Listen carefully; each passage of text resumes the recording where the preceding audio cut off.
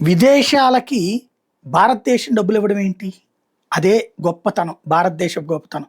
మనం విదేశాలకి అంటే ఇప్పుడు మన బడ్జెట్‌లో విదేశాలకు గూడా డబ్బులిచ్చాం. భూటానోళ్ళకి 2288.56 కోట్లు. అదే సమయంలో బంగ్లాదేశ్ వాళ్ళకి 60 కోట్లు మాత్రమే. ఇదివరకు 6,000 కోట్లు కూడా ఇచ్చాం.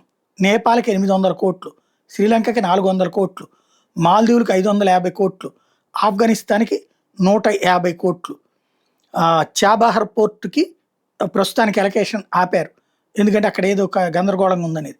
ఆఫ్ఘనిస్తాన్‌కి వచ్చేటప్పటికి 150 కోట్ల రూపాయలు కొత్తగా యాడ్ చేసుకొచ్చారు. డెవలప్‌మెంట్ డిప్లొమసీ చేసుకుంటూ వస్తున్నారు. అలాగే బంగ్లాదేశ్ అలొకేషన్ 60 కోట్లకు తగ్గించారు. అలాగే నాన్ యూటిలైజేషన్ వైపుకి తీసుకెళ్ళిపోయారు. మంగోలియాకి 25 కోట్ల రూపాయలు ఇంక్రీజ్ చేశారు. ఆయిల్ రిఫైనరీ కోఆపరేషన్‌కి సంబంధించి ఓకే అని చెప్పింది కేంద్ర ప్రభుత్వం. తద్వారా మనము మన పొరుగునున్నటువంటి దేశాలకు కూడా సహాయాలు చేస్తుంటాం.